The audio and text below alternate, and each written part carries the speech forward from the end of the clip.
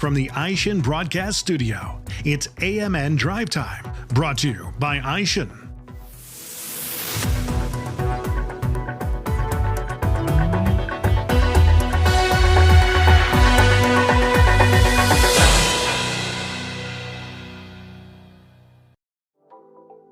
AMN Drive Time is sponsored by Aishin, your trusted and reliable source for aftermarket automotive components and technology.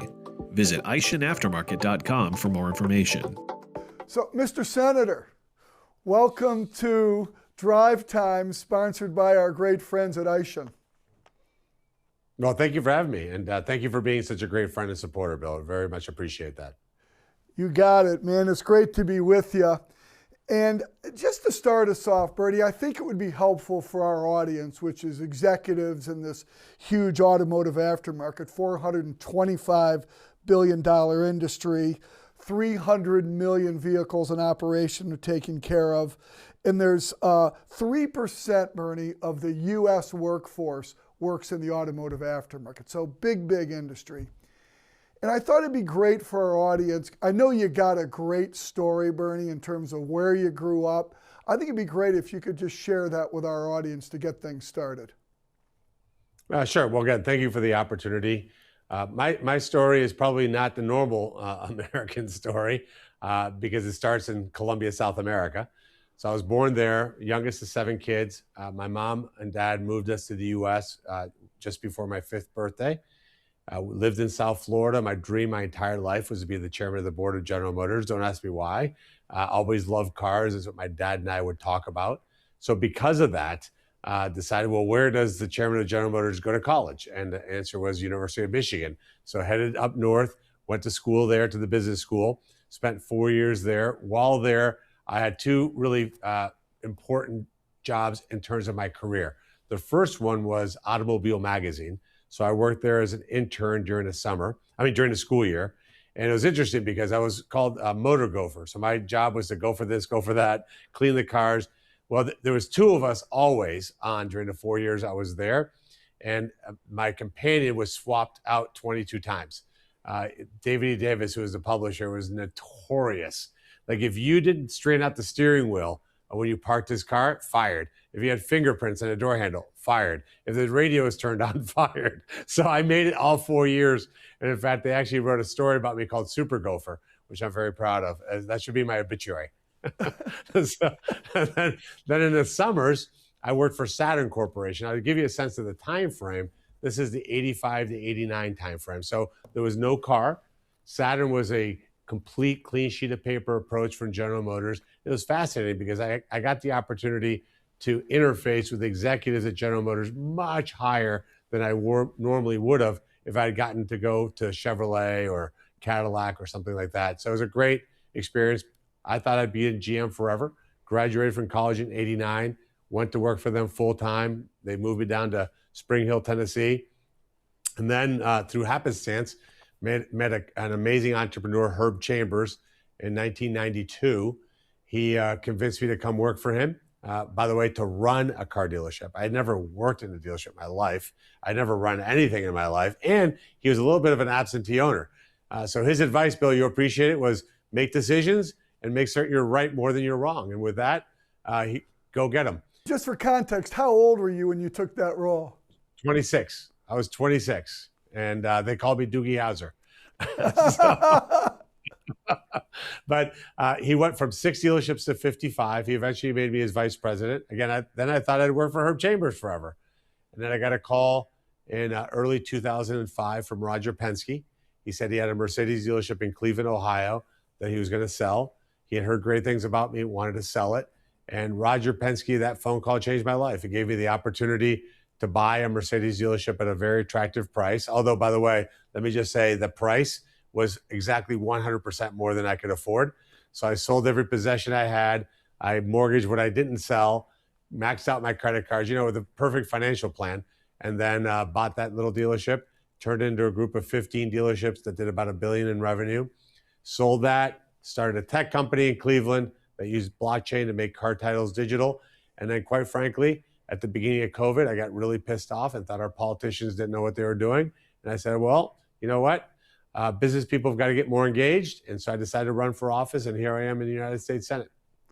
What a great story. So being born in South America, I guess you're not going to be president of the United States, Bernie. That's what makes me the most effective senator in America, by the way, because they all take me off the list of being their competitors. There's a funny saying, I'm sure you've heard it, that when every senator looks in the mirror, they see a future president. Yeah, I'm the only one that definitely does not. And actually, by the way, I take it one step further, which is I have an amazing wife. She's definitely wasn't signing up for me to be a government employee at this stage of our lives and be in DC 5 days a week. So she said, she supports me to do this for 2 terms. She's also said a 3rd term would be the second wife. So this is going to be a 2-term process here. I will serve here for 2 terms, and then you and I can hang out together in Florida. Fair enough, fair enough. So, Bernie, just for the benefit of our audience, and kind of me personally too, honestly, being a senator is a pretty exclusive club. There's only 100. Maybe being an NFL owner is maybe a little more exclusive, but you've been there how long now? You've been there 18 months? 15 months. So what's it like being a U.S. senator? You are clearly very successful in the business world and very familiar with that kind of whole vibe, but what's it like day to day? What's a day in the life? What's it feel like? Well, I'll tell you this, it's obviously extraordinarily different than being an entrepreneur. In my case, I had no partners. So for me, I joked that the 7 voices in my head was my board of directors. So this is obviously a job where you have to collaborate, you have to bring people together. But I think those skills that you learn in business, which is never burn a bridge, try to figure out how to get people to yes, focus on what you agree on, not what you disagree on. I think those skills translate very well. But I'll tell you, overriding all of that, Bill, when I drive down Constitution and look at the Capitol at 7 o'clock in the morning as the sun's coming over it, I get chills. I mean, this is the greatest country in the history of the world. And for a kid born in Bogota, Colombia, to be able to say that's where I work and I am part of shaping the future of this country for my kids and my grandkids and your kids and your grandkids, it's a total and complete honor. And I think part of what happens here in DC, Bill, quite honestly, is that people have been here too long and they don't understand the weight of that responsibility. I think most entrepreneurs understand that many, many families rely on your good decision-making to keep your business successful. And that weighs on us. Like, we feel that every day, at least I did. I know many entrepreneurs do. And I think people who haven't had that before don't understand. Like, for example, we haven't funded the Department of Homeland Security right now. There's 260,000 families that haven't gotten a paycheck in a month. And there's a very cavalier attitude about that. They don't understand, like, we should never even have left here last week until we got that done. We should give up our paychecks until we get that done. Like, whatever it takes. But that kind of mentality is missing. So my goal, and the reason I've exploring running the National Republican Senatorial Committee next year, is to really get more business people in DC, more people that are here. I'm here to serve for a period of time and then go home. It's what our founders envisioned. Right. And Bernie, you're on a number of committees, right? You're on, let's see, you're on the Banking, Housing, Urban Affairs. You're on Budget Committee, Commerce, Science, Transportation, and Homeland. You're on the Homeland Security Committee. So that is near and dear to your heart right now, right? Yeah, absolutely. And it crushes me to think that just for political theater, we're letting 260,000 families go without paychecks. We're putting this country in danger. Our cybersecurity agencies down to 20% staffing. You see what's going on with TSA. The Secret Service is part of that. The U.S. citizenship system, which is what allows legal immigrants to come here, is shut down. The Coast Guard, FEMA. I mean, this is gross irresponsibility. There's not a business guy I've ever met in my life, Bill, good or bad, that would ever allow something like this to be normalized. It's been a month. By the way, the 3rd time in 6 months that we shut the government down over nothing, by the way, because there's actually not a legitimate argument on the other side. What we had proposed was body cameras. We had proposed additional training. In fact, one of the things they've shut down is the federal law enforcement training centers, which is supposed to upskill police officers so they do better at their job. Again, I just think a lot of it here becomes social media clicks and popularity for the extremists in their base instead of what's the right thing to do. So Bernie, specifically now about the automotive aftermarket. For, gosh, as long as I can remember, our industry and our associations leading the charge, MEMA and Auto Care, they've been pushing the Repair Act, which is HR 1566. And I know you've mentioned, I know that automotive aftermarket executives have called on you, and you have some thoughts on it, some of which is, I think, syncing up with NADA and perhaps others. I really love to hear, and for the benefit of our audience, your thoughts on it and how do we get traction? Because Bernie, at the end of the day, there's 300 million cars on the road, plus or minus. Car dealers only have, what, 17,000 rooftops. We need the automotive aftermarket to help fix these cars, right? Yeah, and drive affordability. There's no question about that as well. We obviously have to keep safety at the top of our mind, and I think obviously the industry would agree. I think, again, it goes back to what I said earlier. Let's figure out where there's points of agreement, because I think ultimately to get a bill across the finish line here, I can just tell you from 15 months of experience, there's got to be a coalition that wants to do it together. When you have opposing forces that are doing this, it's just very, very difficult to get something done. So my advice to everybody who calls me is, hey, get the entirety of the ecosystem to get to some agreement, get to a yes with some bill that maybe isn't everything one group or another would want. But let's think about what we care about. Safety, top, right? There's nobody who says, oh, we're not going to care about safety. That's very, very important. Fairness, the consumer at the center of all of it. Those are the things that I think we can get it done. I'm working on a bill that I think is overarching all of that, which is to make certain that we never allow Chinese-made automobiles to enter the U.S. market. We're going to drop a bill in a couple of weeks that I think is very well thought out. We've got that exact example I just mentioned, the entire ecosystem, the auto industry. Look, aftermarket is 3% of the population. The OEM and dealers, you're probably talking about 7 or 8% of America's GDP relies on the auto industry. Can you imagine, Bill, if we got a situation where the Chinese flooded our markets with cheap Chinese vehicles? The Western auto industry would be over. We've seen it happen in Mexico. We've seen it happen in Europe. So we have to seal that tight, and I think that's really important. That's my focus right now. And Bernie, you had something on social media related to the First Brands situation. As you may or may not know, Bernie, that guy, he had houses in Chagrin Falls, right? Yeah, I know. Where I happen to live. And I think I'm putting words in your mouth, but it was something to the effect of, you'd love to assist in finding homes for some of these brands and companies that were accumulated by First Brands. A lot of great brands, great companies, a lot of employees. And I was just curious for our audience who would be really interested, can you put some more context to that and how you might be able to assist or put people in touch with the right people or make that work somehow?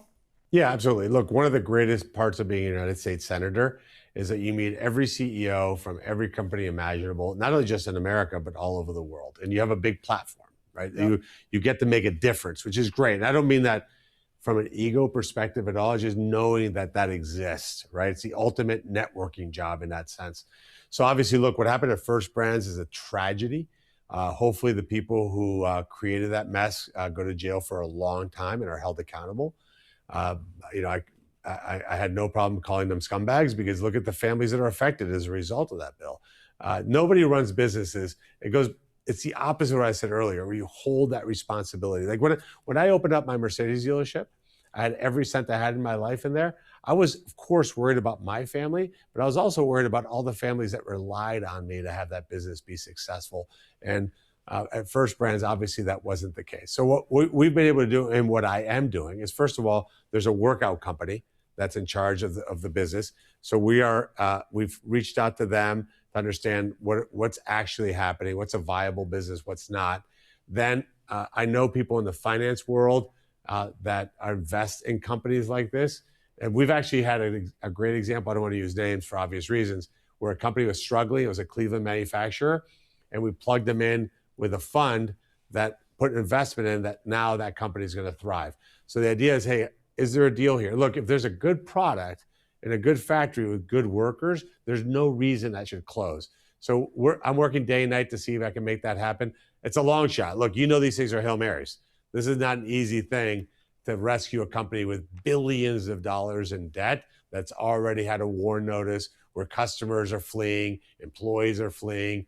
But what I'm not going to do is just sit back and go, oh shucks, another 1,400 Ohioans without a job and another failure.